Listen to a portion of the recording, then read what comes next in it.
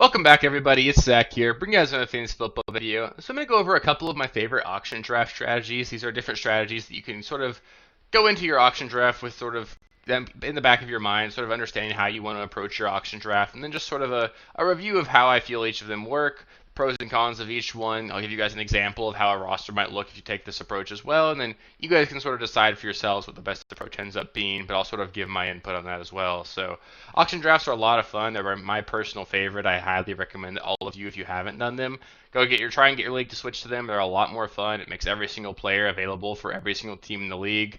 It really is a lot more rewarding to those managers that put a lot of time in. There's a lot more strategy that goes into it. It makes the draft just a lot more fun because you're involved the whole time. It's not just a snake draft where you can take a nap in between your picks. So a lot of fun. It's my favorite thing to do, and really enjoy making these videos as well. So yeah, with that, let's just get into the first strategy here. And then, of course, as always, if you guys have any comments or questions, let me know in the comments section. I love interacting with you guys there. So the first strategy is going to be the aggressive strategy. This would be commonly termed the studs and duds approach, and this would be the equivalent of, for those of you who do a lot of snake drafts, with potentially maybe you guys can do draft pick trading. Imagine if you were to trade effectively all of your middle round draft picks for an additional first or second round draft pick. Give yourself 2 or 3 really high end players, but then you're not really going to have a whole lot of quality assets behind them. I do recommend in general, if you're going to take this approach, you want to budget less money for your bench. I know my normal recommendation is that you give yourself $2 per bench player. That way you've got enough money to at least get some sort of value there. But when you're taking this approach, you're going to be putting a lot of your money, if not all of it, effectively into your starting lineup. So I would generally recommend just being more focused on the starting lineup than anything else with this approach. And it is generally a reliable strategy. You're going to spend most of your draft capital within the first 20 minutes of the draft. So that is a nice part of it, in that you are certainly capable of sort of executing on that. Maybe you don't get the exact same players that you came into the draft planning to get, but there's not a lot that can really go wrong. You can be pretty confident that you'll end up with a decent draft if you take this approach, but it does sort of limit your upside. You aren't giving yourself the opportunity to tag values at players that present themselves throughout the course of the entire draft. You'll spend all of your money really early on, and that means that if a value presents itself for a player that you would have loved to take that opportunity on, you don't actually have the money to do it. So it is a bit of a downside. It's a bit of a give and take there. This also works a lot better, in my opinion, in smaller leagues where waivers are going to be more reliable. You can build around 3 really good players a lot more effectively when waivers are pretty consistently filled with players that you can start. So if you're in a really small league, if you've got small rosters, 18 leagues, maybe even a 10-team league, this strategy is a little bit more applicable than in a 12 or a 14-team league, just because the waiver wire is going to be a lot more valuable to you. So here's an example of a roster you could build based off of just the pre-draft values on ESPN right now. This is in a 12-team league. So this is an example of a roster you could build. And as you can see, I basically said, all right, you're going to spend all of your money on getting Christian McCaffrey and CeeDee Lamb. So it's like having the 101 and the 102, which is obviously super exciting. But then, as you can see, the entire rest of your roster isn't fantastic at all. You're looking at Jordan Love, who's fine at quarterback. Najee Harris is a running back too. You've obviously got to save money there. You do still have a little bit left to get a decent wide receiver 2 and 3. You got Waddle and Ridley here. Trey McBride can slot in as your tight end. Then you're spending $1 on your kicker and defense, $1 on your entire bench, and that does put you at the maximum budget. You will have spent $200 doing that. But it's a decent team. I don't have any complaints with it. Again, obviously you can mix and match these players. This is just an example, but just sort of an example of what kind of roster you'd be looking at building if you sort of took this approach.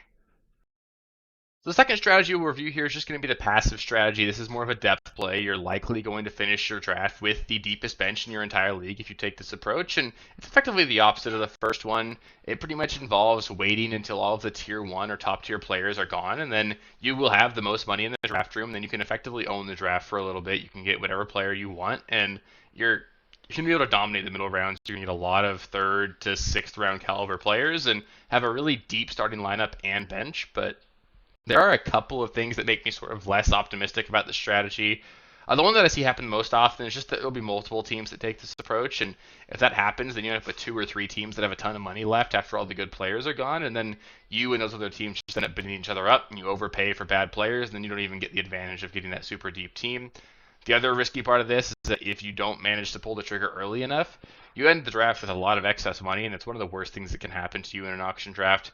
You don't want to find yourself in a spot where the draft ends and you've got $50 left, because that's like a round 2 pick that you basically just chose not to spend on. So that's a huge bummer as well.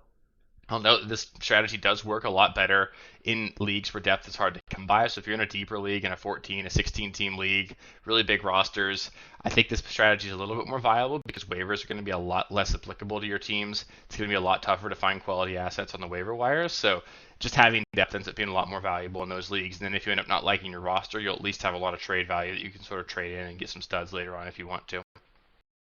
So this is an example of a roster you could build with if you take the passive approach. You'll see the first thing that'll jump out is that you don't have a single player over $40 here, but you've got a pretty solid roster and you've got actually a pretty solid bench as well. You've got a stud in Devonta Smith on your bench. You've got $3 per bench player, so a lot of variability there. And on top of that, you've got a little bit of a better quarterback. You can get Stroud. You're still looking at James Cook as your RB1. That's not fantastic, but it's a decent option. Your receivers end up being Waddle, Debo, Nico Collins. That's actually not all that bad. I think that's a product mainly of just how cheap some of those guys are on the ESPN platform right now. So definitely take advantage of that if you're drafting on ESPN. We'll see how these change, but you also managed to get Kelsey there. Just an example here. You could certainly, again, mix and match the players. You could also have maybe more big name players on your bench if you don't go for such a high caliber guy as Devonta Smith. But lots of different options here. Again, this is just one example of what you could do if you take this approach. And the final strategy we're going to go over here is going to be the balanced approach, and it's sort of a hybrid between those first two approaches. You sort of actually end up with a really similar team build to what you would kind of have if you were in a snake draft, but the benefit of this is that you actually get access to every single player in the draft, which isn't something that happens in a normal stake draft. So I do find that this strategy does sort of give you a lot more flexibility with how your roster turns out.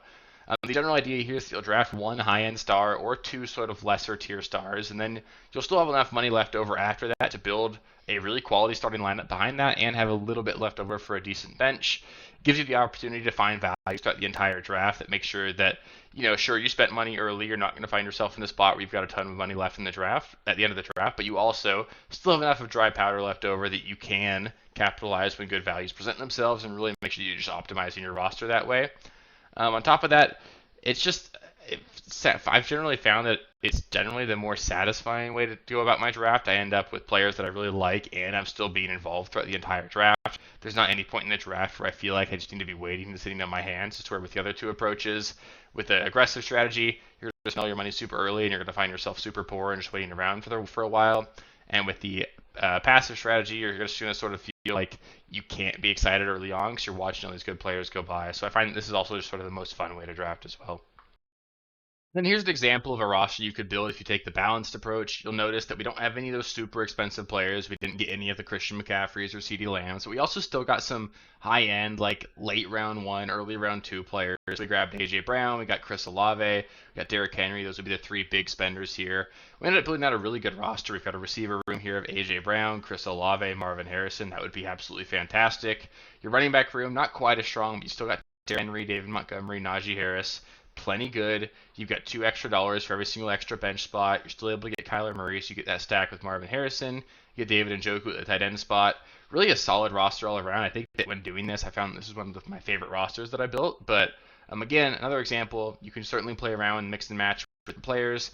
Obviously, keep in mind these are the ESPN pre-draft values. These are also subject to change. It might be different on your platform as well, but this is just an example of what you could do if you take this approach. So just to review, I do tend to recommend that people take the balanced approach, except for people in extreme cases. Like if you're in an 8-team league, I'd recommend you be a little bit more aggressive. If you're in a 14-team league, I'd recommend a little bit more of a passive approach. So obviously keep in mind your league format, understand where you need to be a little bit more or less aggressive. There are also some caveats as well. It does happen relatively often where, especially early on in auction drafts, I see a lot of league managers just sort of get a little bit scared. They don't want to spend all their money super early. So sometimes those super elite players do go for a lot cheaper than you would expect. And if you're trying to be passive, don't force yourself into that. Don't force yourself into a balanced approach. If a bunch of these high-end players are going cheap, just grab them. It's not going to hurt your team to get really good players on a budget, and just be ready to do that if you want to. Another option you can play around with, and something that I do find myself doing just a little bit, is sort of taking a hybrid approach between the balanced and the aggressive strategy, where you sort of just go after 4 or 5 second round caliber players. I find that second round caliber players are a lot cheaper than first round caliber players, and they honestly don't produce a whole lot less aside from some exceptions there. So you can get a lot of value if you really capitalize on like that late round 1, early round 2 range, and really get a lot of high end players for actually not too much money. So that'll do it for the auction draft strategy video. If you guys have any questions, any other suggestions, feel free to let us know in the comments. It's a lot of fun interacting down there. Up next, I'll be doing a mock auction draft. Some of you guys requested a 10-team mock auction, so I'll go ahead and do that. Should be a lot of fun. And then beyond that, we're going to keep putting out videos, 4 videos a week throughout the course of the entire off season. That or even more during the course of the regular season as well. So it's going to be a lot of fun. If you want to make sure you don't miss any of that, just make sure you subscribe to the channel. It's going to be free, and I'll just be here all season long to help you guys win your leagues. So yeah, I appreciate you guys. If you made it this far, please do give the video a thumbs up. Helps me know I'm doing a good job. Helps me know that you guys like the content. So thanks everybody, and I'll catch you with the next one. Peace. Thank you guys for watching. If you haven't already, please be sure to subscribe to the channel, like the video, check out these other videos here if you haven't. If you want more content, please feel free to follow me on Twitter at RealSteelFFB. I'll be more active on there as the season goes on. Thanks. Catch you later.